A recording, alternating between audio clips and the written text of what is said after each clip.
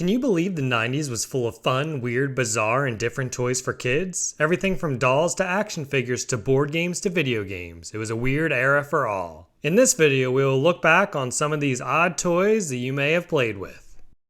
Can you believe the interesting toys of the 90s? In this series, we'll talk about a bunch. The first toy we will look at is the infamous 1997 Rugrats Popsicle Dolls. The famous Nickelodeon show had their characters turned into odd dolls by Mattel in 1997. Nickelodeon was looking to profit off of their cartoon characters and began to merchandise harder than ever. One of which was the trio of creepy dolls of the Angelica, Tommy, and Chucky. Essentially, their eyes were empty, staring right into your soul, but what made them weird was the popsicle aspect. Color-changing toys was a fad that really began to take off during the 90s, but this took it to a whole other level. The characters came with a pop that with ice water you could make the color appear and then take a warm rag to wipe them off. But the pop coloring on those cartoon characters made them look even odder. Looking back, it was a very odd toy, but many do have fond memories playing with their favorite Rugrats characters. Did you have these strange Rugrat toys?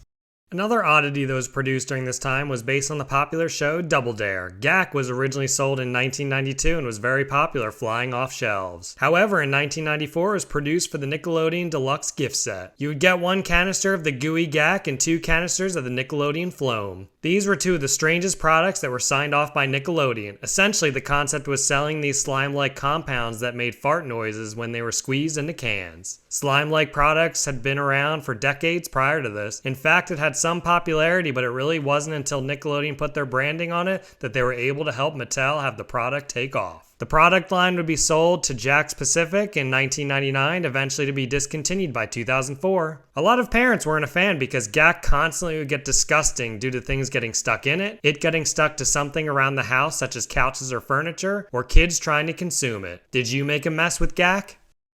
Do you remember the game where you picked the nose of a bald-headed man? No, that was not some sort of weird fever dream. That game was called Gooey Louie. Gooey Louie, as their slogan was, the fun-filled game of nose-picking grossness. This game was made for those who were 5+ years old. The concept of the game was to pull Louie's boogers out until his brains popped out. It was truly a gross and weird game. The game was created in 1995 by Pressman, and it was truly a product of the 90s. The most amazing part of this game is that you could still buy it today. Pressman is now owned by Goliath Games, which still produces the game. Do you remember this disgusting but fun game?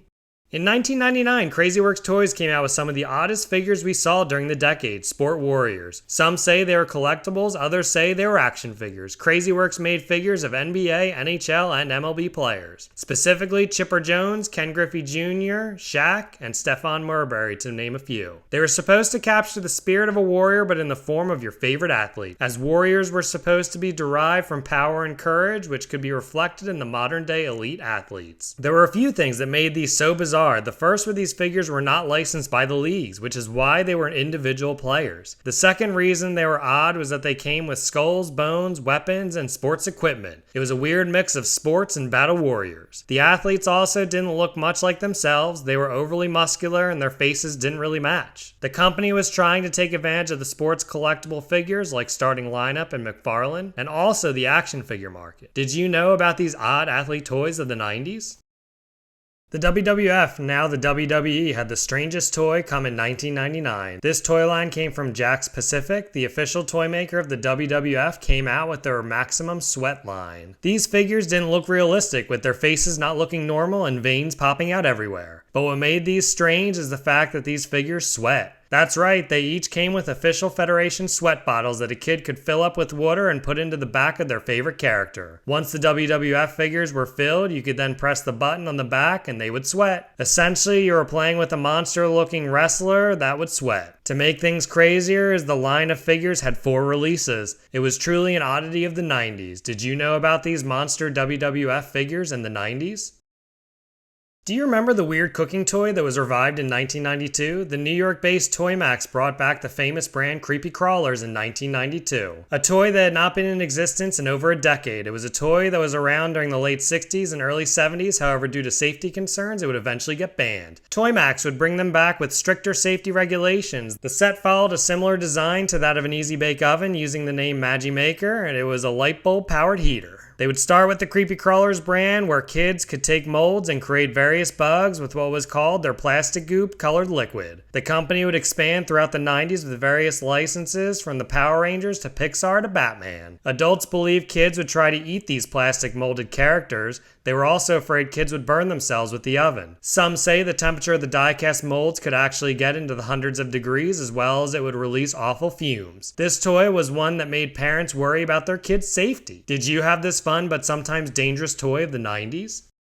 The final toy we'll look at is a digital one, the famous Tamagotchi. The Tamagotchi is one that took the United States by storm. Tamagotchi was released by Bandai in November 23rd, 1996. It was a small digital game where you'd be prompted to take care of an egg and then a small pet after it hatched. You'd be prompted to feed and take care of these pets, being judged by their age, weight, and happiness through various trackers. The pet's life cycle stages were baby, child, teenager, adult, and senior or special. This game was an obsession for kids in which a lot of their time would be taken up taking care of these small pets. Parents would often become annoyed with their child as they could not put these Tamagotchis down. The other interesting thing about the Tamagotchi is that it was a keychain, which meant kids were able to bring them everywhere. This especially became true with schools, where there would even be some schools that banned them. Tamagotchi has regained popularity in recent years and has been something 90s kids can pass down to their own kids. As of March 2021, Bandai Namco has sold 83.73 million Tamagotchi units. Did you have a Tamagotchi?